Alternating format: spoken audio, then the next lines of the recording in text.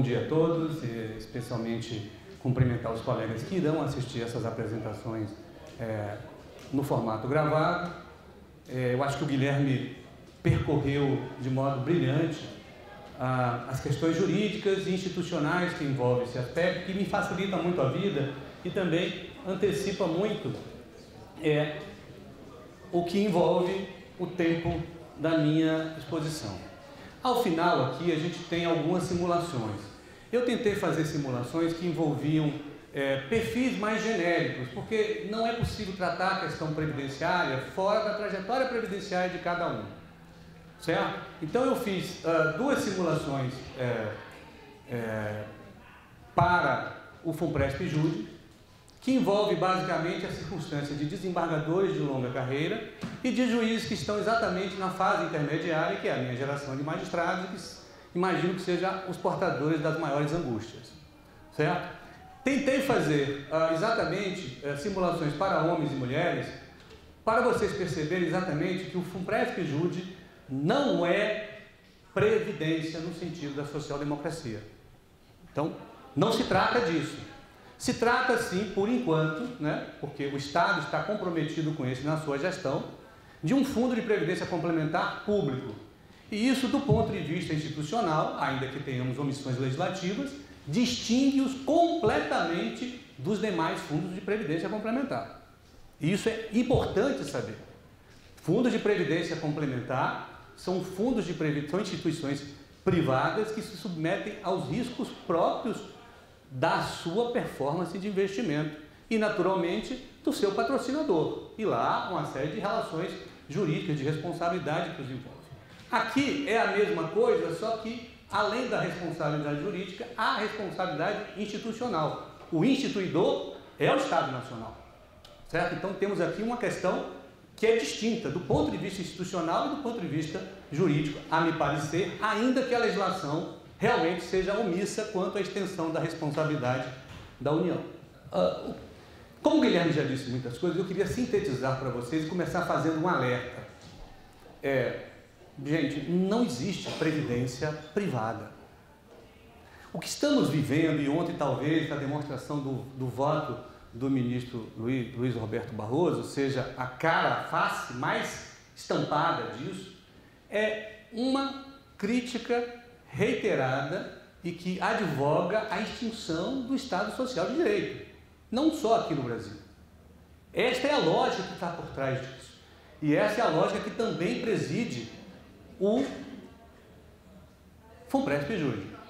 Nós sabemos que a cidadania passa a ser a análise sempre pragmática de regulações e instituições sobre aquilo que era compreendido até então como a prorrogação da atenção primária própria da vida humana por instituições do Estado. Isso que é social-democracia, certo? É isso que está sob ameaça. É isso que está em jogo exatamente na nossa geração. Então é importante saber disso, porque eu não recomendo a ninguém que resolva ser investidor de si mesmo. Então, se a tempestade passar e nós voltarmos a ter uma Corte Constitucional de um Estado Social de Direito que garanta direitos fundamentais, inclusive aos seus agentes de Estado, muito que bem, voltaremos ao ponto anterior à tormenta, ao ponto anterior à emenda 20. Então, eu estou dizendo isso porque quero confessar a vocês que eu fui o primeiro magistrado da 15ª Região que aderiu ao FUNPRESP-JUDE, depois de acompanhar não apenas as questões institucionais e regulatórias do fundo de pensão, mas acompanhar exatamente a negação disso. O que é exatamente um regime de integralidade e paridade? Esqueçamos por alto o regime transitório, porque não diz parte das nossas angústias. A questão é saber se ficamos neste ou vamos para o sistema de previdência complementar. Em síntese, ele é a proteção jurídica e econômica mais elevada das autoridades de Estado, certo? Que garante isonomia entre ativos e passivos. E aí, essa é a ponta fundamental. As circunstâncias atuais dos aposentados que não mantêm atividade profissional após a aposentadoria é dramática. E por que é dramática? Exatamente por uma mudança na geografia humana do Brasil. Nós não temos mais mobilidade social como uma coisa automática, como foi nas últimas gerações. Os filhos eram sempre pessoas mais prósperas do que os pais. E isso não está dado que irá acontecer. É muito comum que aposentados hoje estejam subvencionando filhos e netos. Certo? Então isso é um problema grave disso aqui. Certo? Porque a garantia política do regime de repartição simples implica que a União assuma completamente os seus passivos decorrentes da vivência de um Estado, certo? E principalmente das suas autoridades. Então, este regime aqui, certo? Depende exatamente do garante superior de tudo do sistema, que é a Corte Constitucional. Então, se isto é a síntese, né, deste regime, do regime de integridade e paridade, quais são os entraves que isso foi gerando? Qual é o nosso problema? O macro problema. Nós estamos diante de uma contínua solapação do Estado Social de Direito, não só no Brasil. Certo? Isso é um problema no Ocidente inteiro. Para nós isso é mais grave, certo? Dada a velocidade da mutação da nossa geografia humana. Nós fizemos em 40 anos um processo de urbanização que na Europa demorou 500.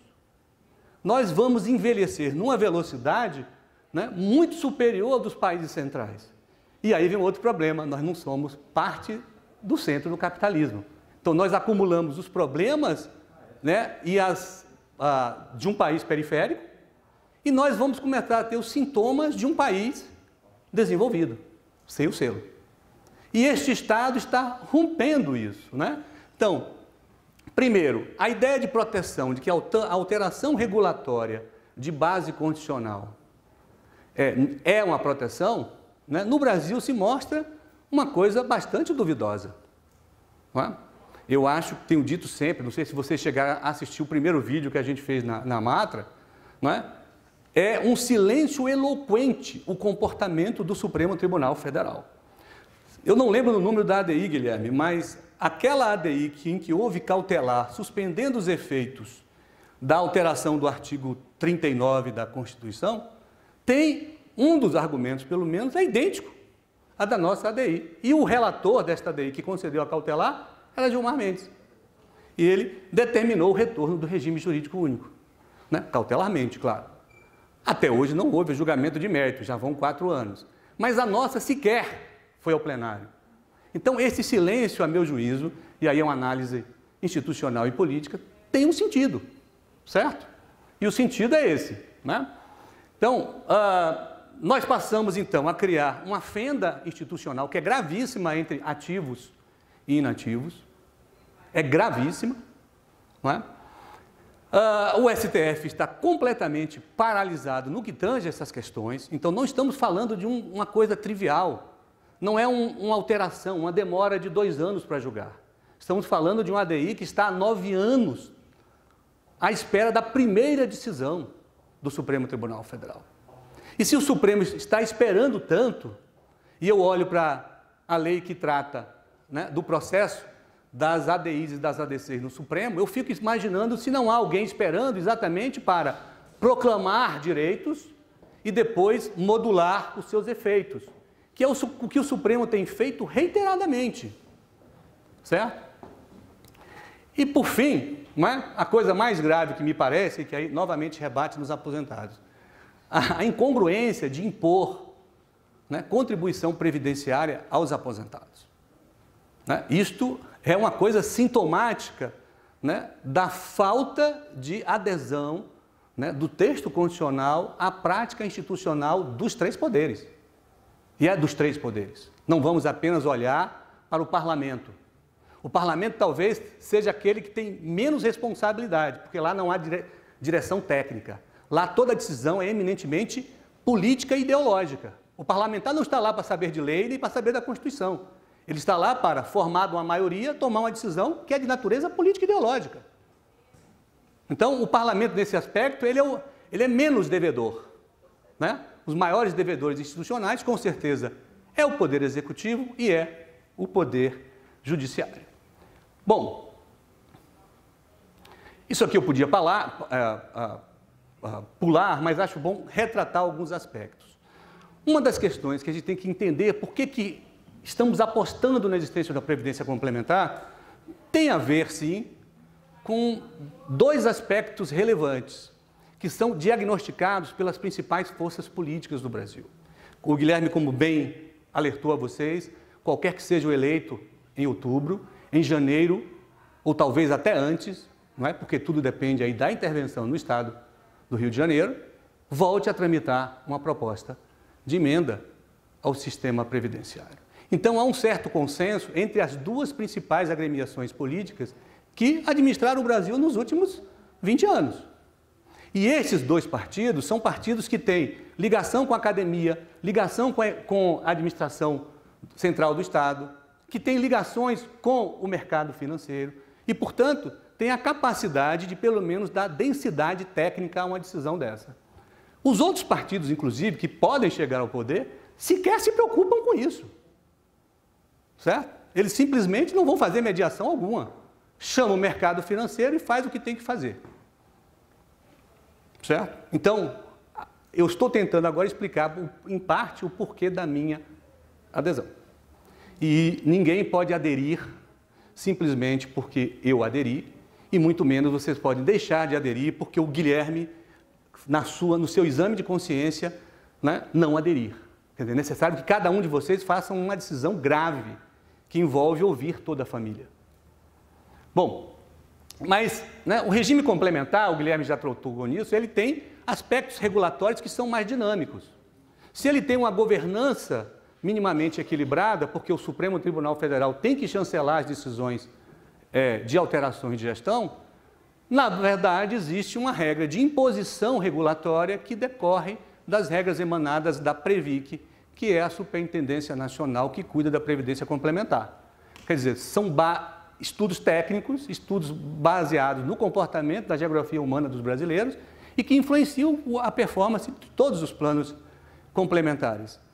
Não é? Mas por que então que eu digo a vocês que de todas as opções que vocês podem fazer, a mais temerária é migrar de regime e não aderir ao FUNPRESP-JUDE? Por duas razões. Não é? Não há previdência privada. Esse é um conceito que simplesmente inexiste. A proteção da previdência privada é o fundo garantidor e nada mais, certo? E daqui a pouco eu vou mostrar simulações a vocês sobre os recursos que vocês podem acumular ao longo do tempo no FUNPRESP-JUDE. E a outra razão é simplesmente econômica. Não há possibilidade, se vocês conversarem com qualquer analista financeiro ou economista com alguma densidade, não há nenhuma possibilidade do investidor, certo? Amador, que trabalha em tempo parcial na administração dos seus recursos, conseguir uma performance de capitalização de 8,5% do seu patrimônio ao ano. Certo? Não é isso que está em quem investe em usina, quem investe em hidrelétrica, quem investe em plantas de industriais. Não é essa a perspectiva. A taxa de retorno é sempre muito inferior. O Brasil tem uma coisa sintomática, que é a existência por longo tempo de uma alta inflação e do fato de que, como somos muito grandes do ponto de vista econômico, nós temos um Estado Nacional minimamente forte para garantir uma dívida pública fundada a uma taxa de juros absurda. Certo? Mas isso sequer está dado. Então, se vocês investirem hoje, né, em títulos públicos, que é o que faz atualmente o FUNPRESP, ele só tem autorização atualmente para isso, certo? Ele basicamente compra títulos públicos, ou seja, ele compra títulos da União. E qual é por que é tão importante para a União modificar isso? Porque o FUNPRESP-JUDE, se todos nós aderíssemos, num curto prazo, aumenta o déficit público. Ele implica maior ônus financeiro e econômico à União. Qual é a razão que está por trás disso? É que isto cria um fundo de investimento de longo prazo, que necessariamente vai ter que investir em infraestrutura, em logística, em patrimônio imobiliário, que é o que fazem os grandes fundos de pensão do mundo, inclusive os grandes fundos de pensão brasileiros. Né? Se a gente olhar para todos os grandes prédios que a gente vê em São Paulo, quase todos são de propriedade, ou de bancos ou de fundos de pensão. Nenhum daqueles prédios ali pertence àquelas empresas. O prédio da Abril não pertence à Abril, pertence à Previ, e assim por diante. Certo? Então, qual é a síntese do regime de previdência complementar? Primeiro, essa mudança, essa alteração regulatória é subordinada a uma autoridade administrativa. Do ponto de vista técnico-atuarial, é a Previc e não a administração de cada um dos planos quem determina o comportamento dos técnicos. Bom, a outra coisa, o Guilherme já explicou, nós temos uma tríplice remuneração para quem aderir ao FUNPRESP-JUD. E nós temos uma coisa, né, que é realmente uma parte impressionante. Depois, se vocês quiserem, eu deixei 2 simulações aqui que vocês podem pedir à Matra e envia para vocês. Né? Todos esses benefícios são indexados ao IPCAE. Então, o regime de previdência, o teto do regime geral, que é o teto do regime de previdência pública do servidor, é indexado. O benefício especial pago pela União é indexado. E o FUNPRESP-JUD é indexado. Então, nessa perspectiva, né, você sai de um regime que hoje tem reajustes espasmódicos. Não é? Nós passamos do ponto... as simulações que eu fiz com as leis federais e fiz com as leis com os decretos do Supremo Tribunal Federal. Não usei, não é, exatamente os olerites que o tribunal emite, porque o olerite que o tribunal emite leva em consideração o que a gente está pagando de imposto de renda e contribuição previdenciária, e vocês podem ver que, às vezes, o líquido varia. E varia porque a União, o tribunal, retira um pouco de tributação do imposto de renda. E se vocês, ao declarar o imposto de renda este ano, observarem que, ao finalizar a declaração, apareceu o percentual de carga tributária efetiva que vocês tiveram. Não é? Alguém... Não perceberam? Bom, então, vocês não foram tributados em 27,5. No meu caso, com todas as dependências, os dependentes que têm as despesas, a taxa de tributação efetiva, no meu caso, foi 16,2. Certo? Porque as deduções retiram as obrigações relacionadas ao imposto de renda. Então, e a outra síntese que a gente pode dizer é o outro incentivo econômico do sistema de previdência complementar, é que esses 3 benefícios, também por conta do texto de lei, pelo menos 2 deles com certeza, não estão sujeitos à contribuição previdenciária. Não? Por aí você já tira uma consequência na partida, não é? Qual é o efeito econômico que isso tem. Então, o teto do regime do RPPS não tem incidência de contribuição previdenciária, por previsão legal. Já é assim hoje, quando a gente paga a contribuição. O benefício da FUNPRESP não tem incidência de contribuição previdenciária, por razão óbvia, né? Trata-se, na verdade, de acumulação e capitalização do seu próprio patrimônio. Não há nenhum ato de solidariedade institucional nisso. E o benefício especial não está disciplinado, eu abri a lei ali, a 10.887, salvo engano, como uma das hipóteses de incidência de contribuição previdenciária. Vocês podem se perguntar assim, mas o benefício especial não tem feição de renda previdenciária? Sim e não. Ele não tem feição de renda previdenciária quando se retira dele exatamente os laços de solidariedade que um benefício representa. Não é? Nós estamos simplesmente cunhando as contribuições que foram feitas do regime de repartição simples para transformar isso numa espécie de reparação pela adesão ao novo sistema. Então, há uma questão controvertida aqui se há hipótese de incidência previdenciária sobre o benefício especial. Porque se não houver, isso significa dizer que toda a renda de aposentadoria complementar dos juízes que aderirem ao FUNPRESP-JUD estão isentas de contribuição previdenciária. Não é? A crueldade disso para com os atuais aposentados é evidente. Não é? Mesmo que parcialmente, já é evidente a crueldade. Não é? Homens que passaram a sua vida dedicada ao Estado se aposentam e vão parar exatamente no limbo da segurança econômica. Aqui tem uma simulação para vocês verem. Eu vou passar, a gente vai encerrar aqui rapidamente e a gente depois pode, né, responder a perguntas aí, eu e o Guilherme, se vocês quiserem. Eu fiz 2 simulações gerais. Aqui são desembargadora do trabalho, esperança de vida de até 80 anos.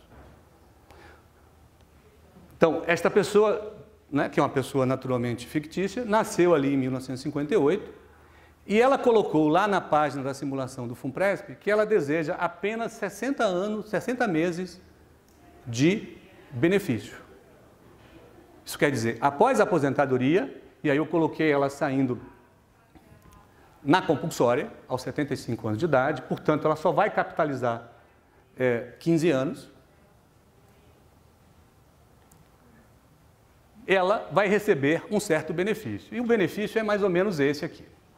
Né? Aqui está a idade em que ela aderiu, o valor atual do subsídio do desembargador, a contribuição vinculada, aquilo que é próprio, que vai para a conta individual, e aquilo que vai para uma espécie de fundo de saldamentos, não é?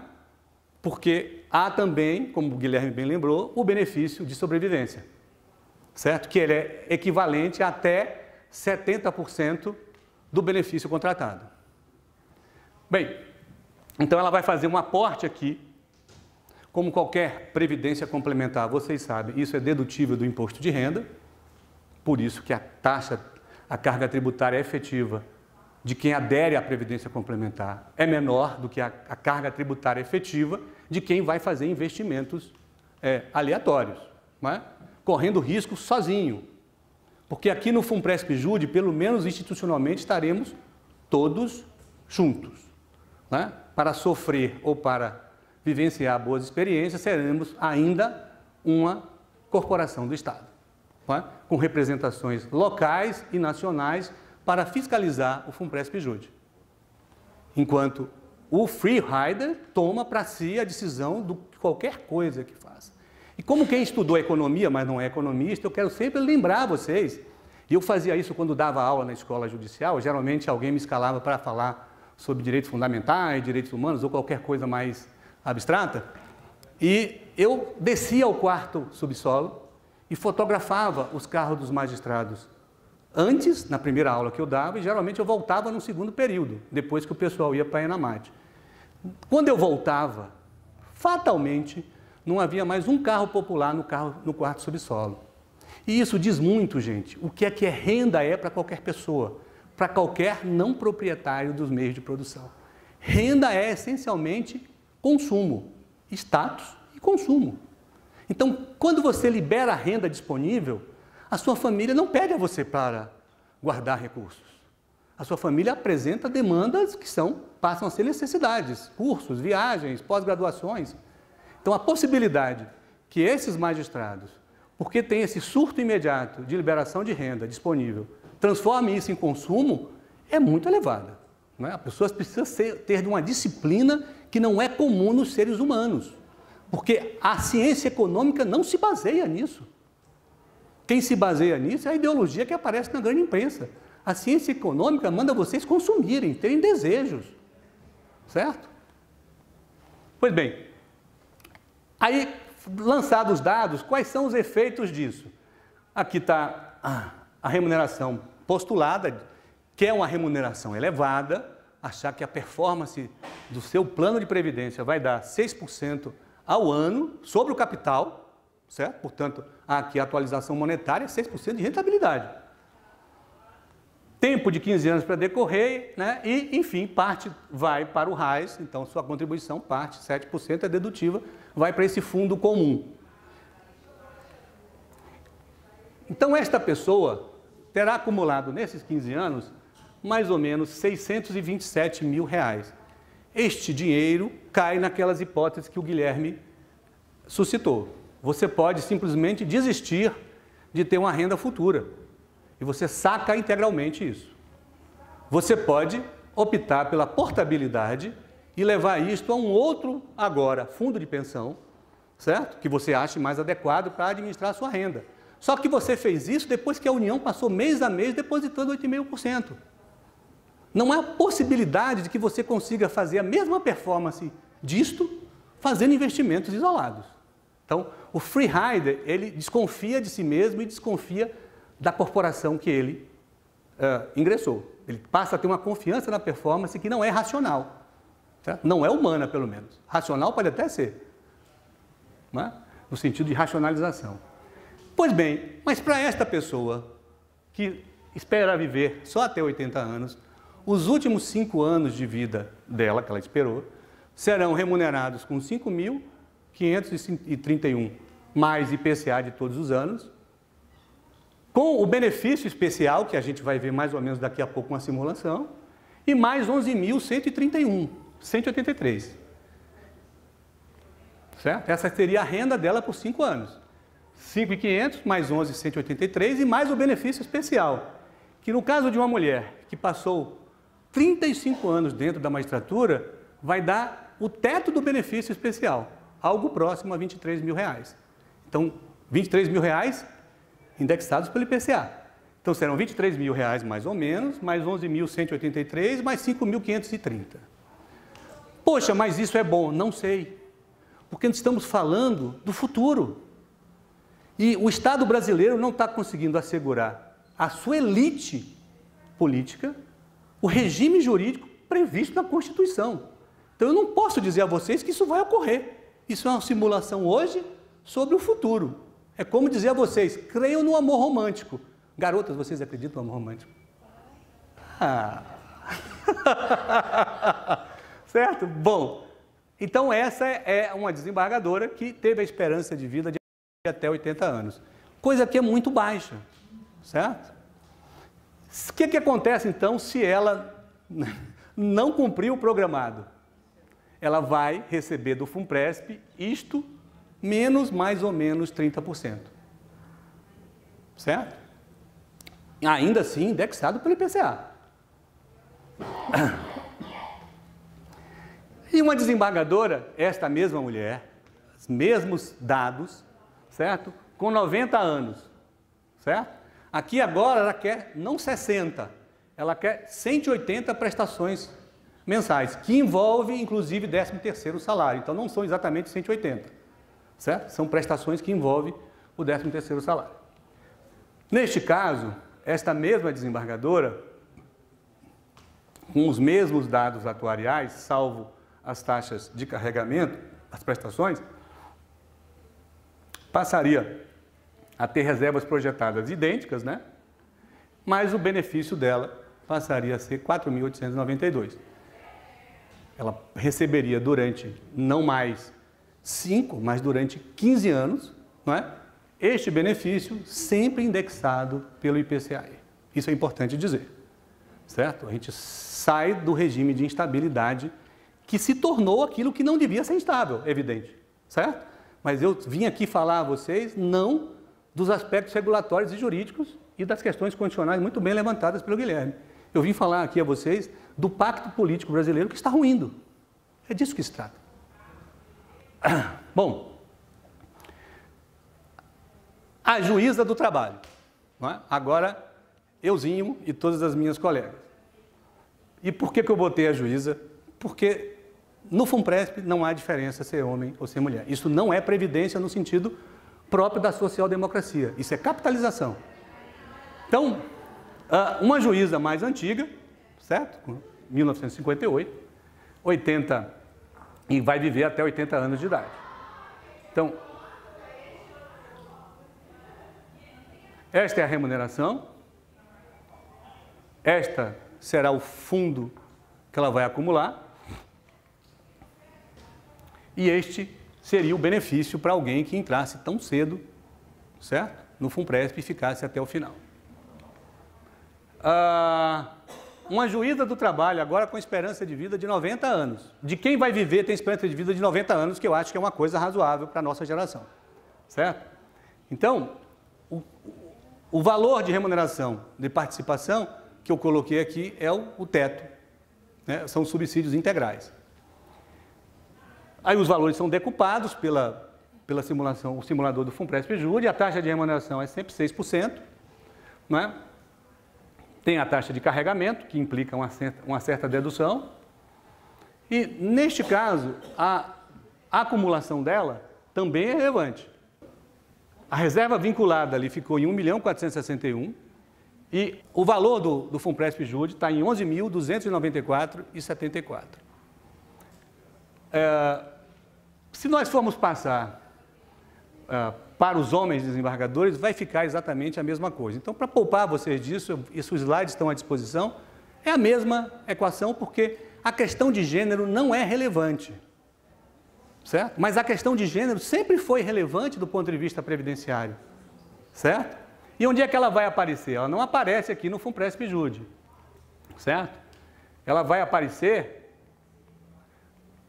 no benefício especial. No que tange ao benefício especial, que é aí que está a maior questão da adesão, certo? Por quê?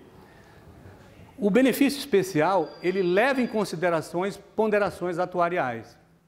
Então, só é possível simular o benefício especial exato com os dados pessoais de cada um de vocês, certo? Sendo aplicados na planilha. Daí a importância de que vocês voltem ao passado, vejam qual foi a trajetória de vocês, quer dizer, uma pessoa que foi só juiz a vida toda, está tranquilo, o benefício especial pode ser calculado integralmente com as informações do tribunal. O benefício especial de quem atuou como advogado antes de virar magistrado terá uma outra consequência. O benefício especial de quem trabalhou como empregado, subordinado, como empregado de qualquer instituição, também terá uma outra consequência. Mas quem está há muito tempo na magistratura tende a ter como a média das 80% maiores contribuições, 80% das maiores contribuições, basicamente a trajetória do tribunal, certo? Então as outras entram simplesmente para ser a base da exclusão e não a base exatamente do cálculo. De todo modo, essa planilha está aqui dentro, a Matra pode enviar para vocês. Ela é uma planilha que se baseou sobre o subsídio fixado, primeiro os vencimentos, depois os subsídios fixados em lei pelo Supremo Tribunal Federal nos seus vários decretos. E por que vocês vão ver que isso vai dar diferença, mesmo para quem tiver a mesma base atuarial desta simulação, vai dar diferença no benefício especial. Porque o tribunal frequentemente faz essas glosas acerca do imposto de renda que varia o líquido de todo mundo e varia a base de contribuição. Não deveria, mas varia. Certo?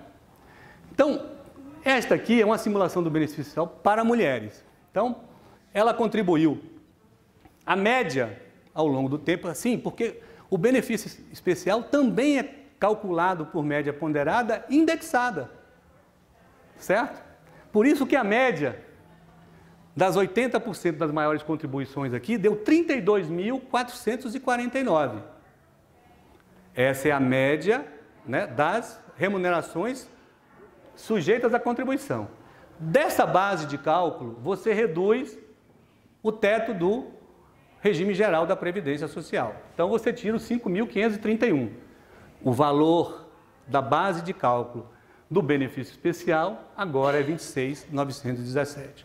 É sobre isto aqui que vai entrar aquele cálculo que o Guilherme mencionou. Então, a quantidade de contribuições, no caso das mulheres, 296, o tempo para aposentadoria faltante, não é? E isto faz-se uma ponderação, ela tem direito a 0,75% da base de cálculo do benefício especial. Então, o valor de benefício especial dela seria 20.291. Então, 20.291, que será o benefício especial, somado a 5.531, para ela chegar a 100%, certo? Atingir os 28.947, que é o subsídio do juiz titular hoje e dos substitutos em exercício da titularidade, ela precisa fazer um cálculo dentro do FUNPRESP-JUDE que signifique apenas 2.876. Certo? Isso vai gerar o bruto, exatamente. E qual é a diferença, então, disto aqui? É que, feito isso, quando você obtém o seu benefício especial no tribunal e você soma com isto aqui, você terá a sua renda previdenciária indexada. Essa é a sua renda previdenciária. O que você vai fazer a mais é a renda previdenciária complementar, certo? E ela vai variar de acordo com o seu projeto, certo? Porque você pode querer apenas 2.876, como você pode querer os 11.000 que eu fiz aquela simulação. Gente, a simulação é grosseira. O ideal é que vocês entrem ali no FUNPRESP-JUDE, a simulação do benefício complementar, vocês extraem em 2 minutos no site do FUNPRESP-JUDE, certo? Desde que vocês antes façam a reflexão, vou sair? Não é? Bom, acho que talvez eu opte, então vou lá calcular. Se eu não tenho dúvidas que eu não quero correr nenhum tipo de instabilidade regulatória, eu continuo onde eu estou. Mas só quero dizer a vocês que aqui também há instabilidade regulatória. Este é o ponto que não é jurídico, é político-institucional. Nós não temos nenhuma concertação política no Brasil, nenhuma. Né? Não testamos a extrema esquerda e a extrema direita, mas não temos nenhuma que dê exatamente completo suporte ao Estado Social de Direito.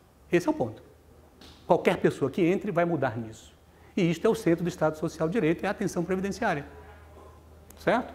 Bom, aqui é para as mulheres, certo?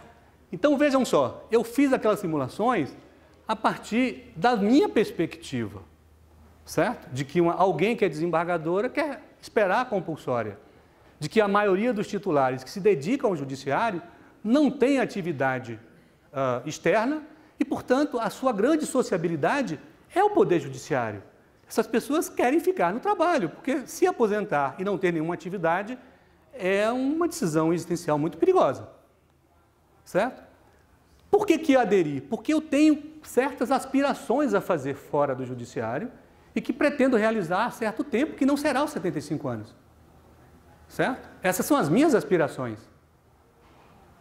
Poxa, mas isso é maluquice, porque se tudo isso der errado e a emenda condicional for votada, ou se o Supremo julgar a ADI e julgar tudo isso incondicional, não é? Vamos voltar no tempo anterior à tormenta, não é isso? Bom, tudo bem, se vamos voltar ao tempo anterior à tormenta, a tormenta foi só um pesadelo para mim, passou e eu estou aposentado, certo? E vamos cuidar das consequências jurídicas dessa instabilidade regulatória que já dura 30 anos. Percebam isso. A instabilidade regulatória da aposentadoria da principal carreira permanente do Estado já dura 30 anos. Ela começou em 98, certo? Mas aqui são as mulheres e os garotos, como é que ficam? Não é? Os garotos sofrem um pouquinho mais. Né? Então, primeiro, contribuem mais e o valor do benefício especial, né, se reduz, vai a 17.392, que somados aos 5.531 se transforma em mais ou menos 22 mil reais. Essa é a renda de aposentadoria indexada. Afora isso, tem o FUNPRESP-JUDE. Então, para você que é homem, conseguir, através da adesão, a renda equivalente a 28.947,11, você precisa planejar no FUNPRESP-JUDE uma renda de previdência complementar de R$ 5.774,85. Certo? Então, aqui as questões previdenciárias aparecem e, portanto, essas ponderações feitas para homem e mulher são distintas. Então, para vocês verem, aqui está ainda um resto de solidariedade que está sendo indenizado. Não é exatamente solidariedade, é uma indenização. Por quê? Porque você está sacando um benefício calculado apenas a partir da sua trajetória e a União está bancando esse benefício com regras que são distintas da paridade e integridade. A paridade e integridade não tem reajuste contratado. Quer dizer, até tem, mas né, não tem lei todo ano, então não tem. Certo? Então isso que é a dimensão mais cruel disso. Certo? Você chama toda uma geração de juízes acostumados a pensar o mundo do ponto de vista da solidariedade e os remete ao mundo do individualismo. Mas ainda assim, me parece que a previdência complementar do FUNPRESP-JUDE é o mínimo de identidade que a gente pode manter. E seria prudente que quem aderisse, certo? Do ponto de vista político, institucional e econômico, também adira ao FUNPRESP-JUDE. Tá? É o que eu acho de limite prudencial. Eu recortei aqui, porque isso aqui é uma planilha longa que tem todas as contribuições e os cálculos. Isso está disponível, quem quiser a gente envia. Não é? Mas é exatamente a mesma planilha que vocês vão utilizar quando forem se entrevistar, ou com essa possibilidade que a Anamatra está fornecendo, ou com a possibilidade que a Matra vai criar no âmbito do Congresso do Tribunal. Né? Nós vamos colocar alguém lá para atender os juízes e mostrar isso. Né? Mas tem um dever de casa, que, salvo engano, a Patrícia já publicou, que é necessário fazer antes de chegar para o simulador. Não é possível chegar na frente do simulador no marco zero de informações, porque ele não tem como, certo, buscar essas informações. Você já tem que levar essas informações com ele para ele fazer o cálculo, que em si é relativamente rápido. Né? Mas eu queria mostrar isso a vocês, porque...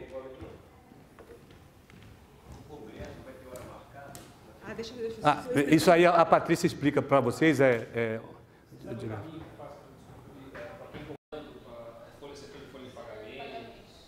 folha de pagamento. Preparação de pagamento de magistrados, quem faz essas informações da sua vida no tribunal, porque na sua vida previdenciária anterior ao tribunal, você tem que buscar, né, nas respectivas instituições.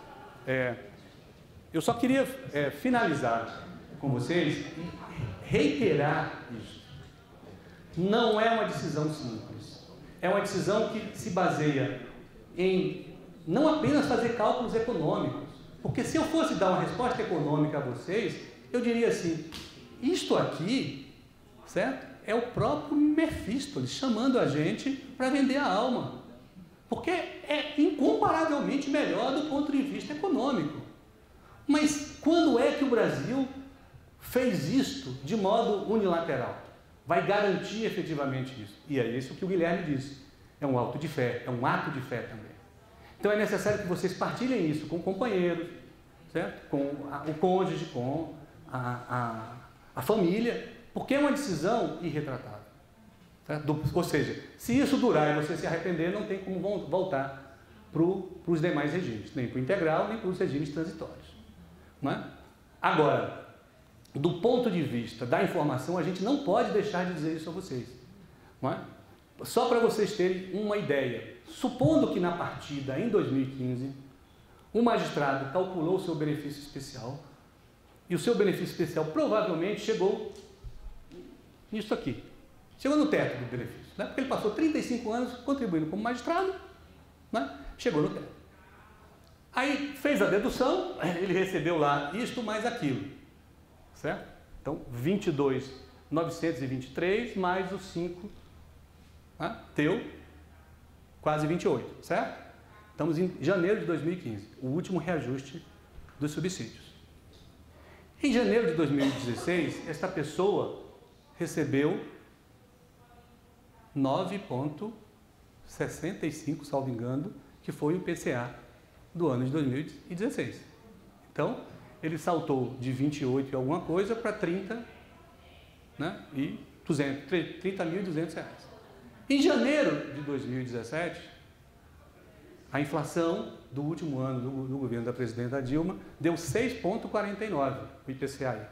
Ele recebeu 6,49. Em janeiro de 2018, então 6,49, os 30.200 já se transformaram em 32. Em janeiro de 2018, a inflação reduziu bastante, ele recebeu 2,96 de reajuste. 3 vezes 3, 9, ele passou a ganhar 32.900, mais ou menos, certo? Pois bem, supondo que um de nós, titular, tenha se aposentado em janeiro de 2015, certo? Em janeiro de 2018, você continuaria ganhando 28.947,11. Mas você passaria a pagar imposto de renda, né, como todos, inclusive quem se aposenta pela Previdência Complementar, e mais 11% de contribuição previdenciária. E o seu colega que está no FUNPRESP está pagando 0 de contribuição previdenciária. Então ele está ganhando quase 33 mil reais e está pagando cerca de 8 a 9% a menos de imposto todo mês. Certo? Então, é importante saber isso para vocês saberem que vocês estão sendo atraídos para uma vantagem econômica. E só vocês podem decidir. Isto é a entrada do paraíso em direção a uma renda tranquila ou realmente é o beijo de Mefístoles e daqui a pouco ele virá pegar a sua alma? Isto não há nenhuma forma de fazer isto que não seja refletir e decidir. Então, era isso que eu queria dizer a vocês. Obrigado pela atenção. Muito obrigada. Eu gostaria, antes de abrir para perguntas, só passar algumas informações de ordem prática, né? Alguns documentos são úteis para a gente tomar essa decisão. Dois deles, quer dizer, eu acho que eles são os essenciais.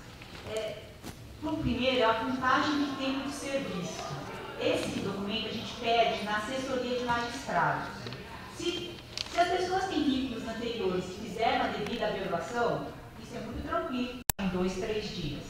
Se não foi feita a averbação de tempo anterior, isso vai demorar, porque vocês vão ter que pedir certidões dos vínculos anteriores e averbar, então vai sair a certidão pela assessoria.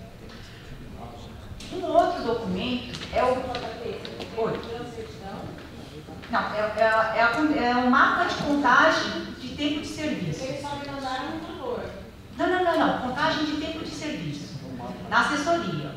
E essa contagem, eles fazem total, do seu tempo total. Desde que você já tenha averbado o seu tempo anterior.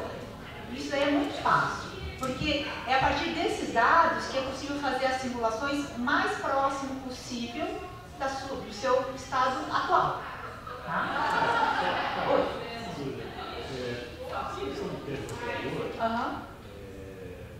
Como que fica aquela questão da averbação do concedente após a exceção se não fizeram a contribuição? Então, aí são casos especiais, isso daí não vai aparecer na contagem, não vai aparecer na contagem. Aí você tem que, enfim, bom, não sei, tem que não, mas eu diria que teria que considerar uma visão bem conservadora né, na análise.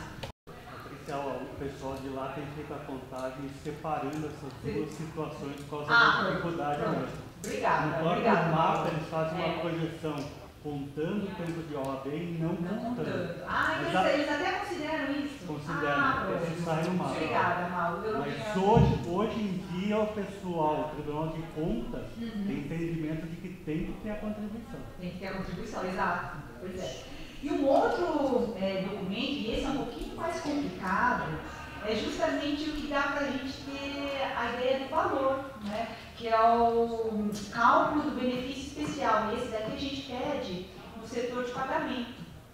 Esse daqui, eu estou com um pouquinho de dificuldade, eu vou falar no meu caso particular, porque eu fiz toda a averbação de tempo de serviço na época, logo que eu tomei posse como magistrado.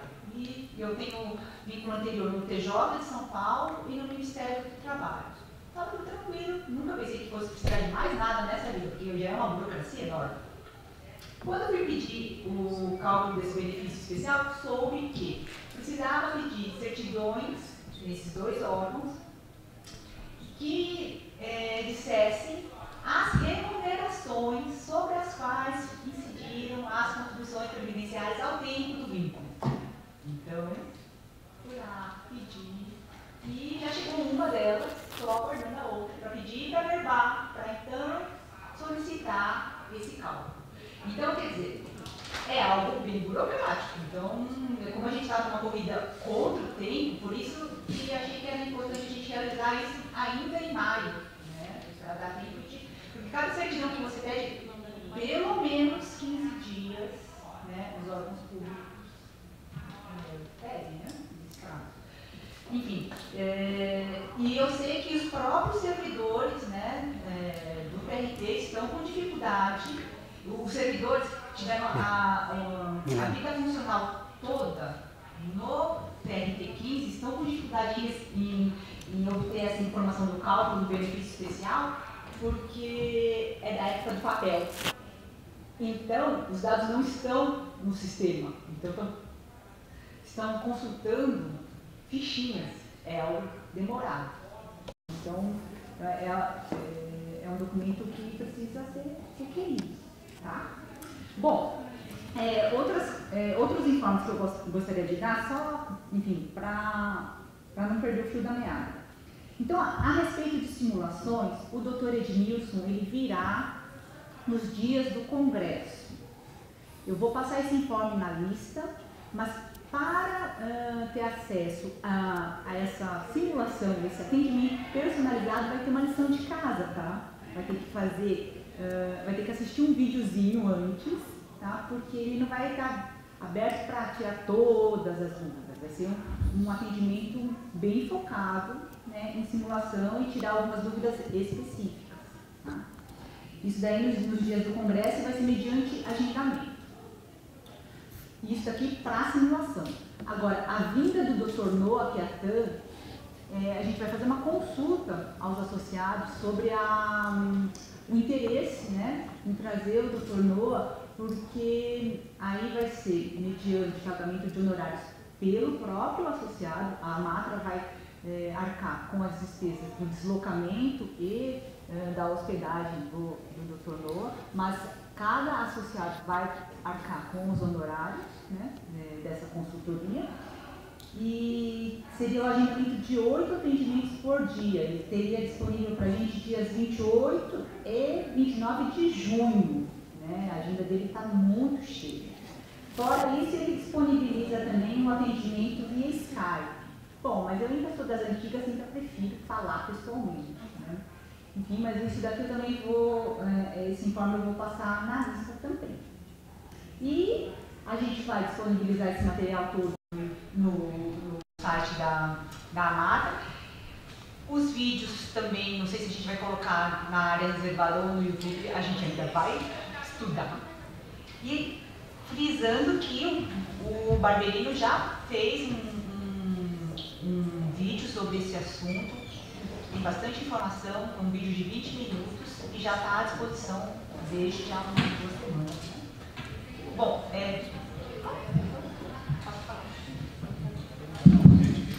eu esqueci de falar uma coisa que é importantíssima. O benefício especial, ele, por que eu advogo, inclusive, por que ele não é um benefício previdenciário?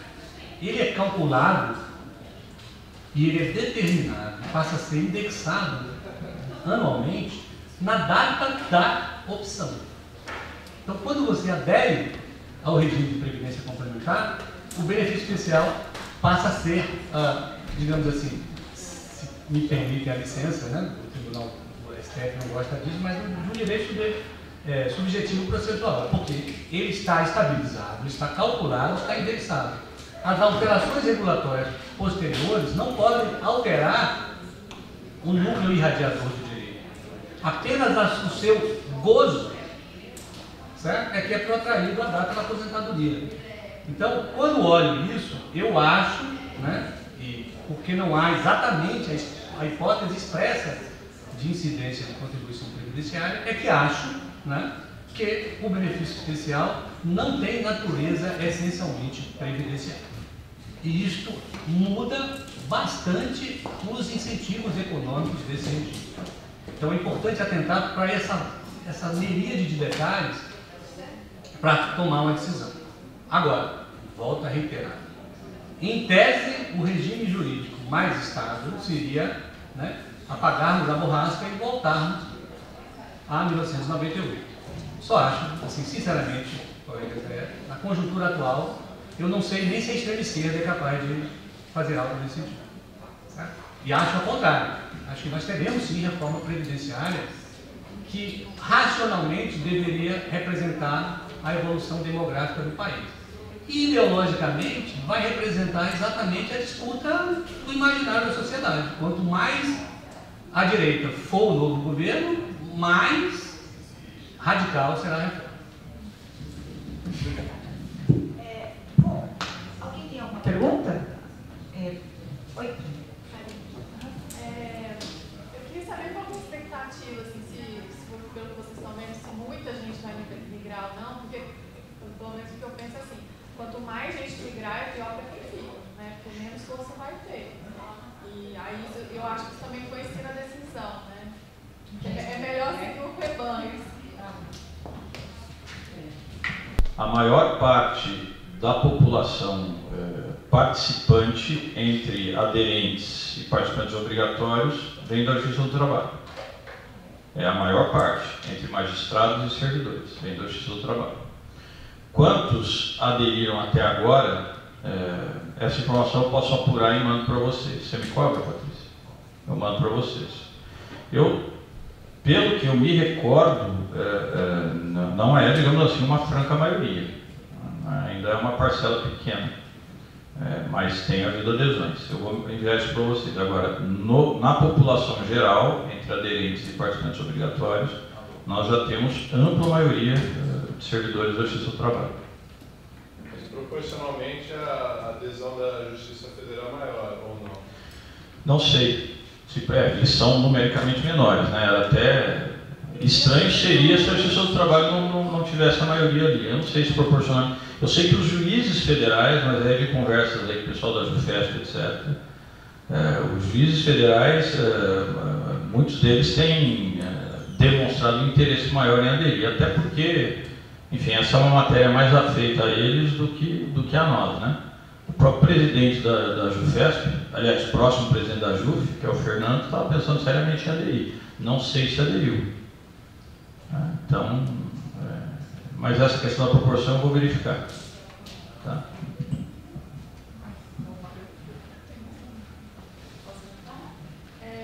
Eu também ouvi dizer que, assim, quando o casal é de servidor ou magistrado, isso também influencia que aí é mais recomendável pelo menos um dos dois níveis. Você tem alguma opinião sobre isso?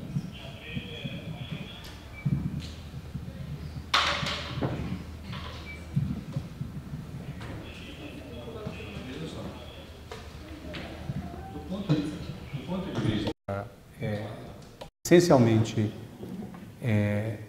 atuarial, não há distinção. Não é? O fato é que a gente pensa em termos humanos. Né? A previdência é a atenção primária. A gente abre lá o Código Civil, não é? E os pais são responsáveis pelos filhos e depois os filhos são responsáveis pelos pais. Não é? A ascendência e descendência é não só da natureza biológica, mas social dos seres humanos criar uma rede de proteção. Quando a gente pensa em termos de previdência, esse raciocínio está perfeito. Quando estamos falando de uma previdência complementar de natureza capitalizada, que é o caso, a contribuição é definida, o benefício não. Depende da performance do plano. Aliás, pode ser que, inclusive, o seu fundo individual seja superior a esta matemática, né? Sim, mal comparando. Supondo que o Brasil passe a crescer a taxa de 4%, 5% ao ano durante os próximos 20 anos. Provavelmente isso vai refletir brutalmente no seu fundo individual. Certo? Então, o fato dos dois aderirem é um cálculo de prudência própria da vida humana, não é? Alguém fica num regime mais, digamos assim, desprotegido e alguém fica num regime mais protegido, de modo que a família compensa o risco, não é? Mas do ponto de vista essencialmente atuarial, isso não faz diferença, certo? Aderir ao Funpresp-Jude do ponto de vista do cálculo que está embutido nele, como eu tentei demonstrar ali, é idêntico para homens e mulheres, não é? Não há essa distinção. Posso fazer uma parte na questão dela? Porque eu assisti à palestra do Edmilson e ele vendeu justamente essa ideia. Por quê? A reforma da Previdência passa a distinguir essa coisa de acumulação de pensão. Se os dois têm, um tem pensionamento e o outro está na ativa, quando ele aposentar, ele não acumula a aposentadoria dos dois. Eu acho que foi nessa perspectiva que ele falou. E aí, um migrando para o Funpresp e um ficando no regime próprio, essas funções acumulariam. Apenas quanto ao teto. Ele não disse isso. Ele vendeu que as duas aposentadorias ficariam. Porque daí uma pensão entre aspas, vai ser paga pela Funpresp, mas não tem interferência nenhuma com o teto, e a outra no regime próprio. Sem dúvida, eu estou dizendo o seguinte, essa distinção é porque eu não posso acumular os benefícios do regime da Previdência, não os regimes do FUNPREF e no benefício. Sim, exato. É menos pela FUNPREF e mais pelo que vai acontecer no regime próprio. Exatamente.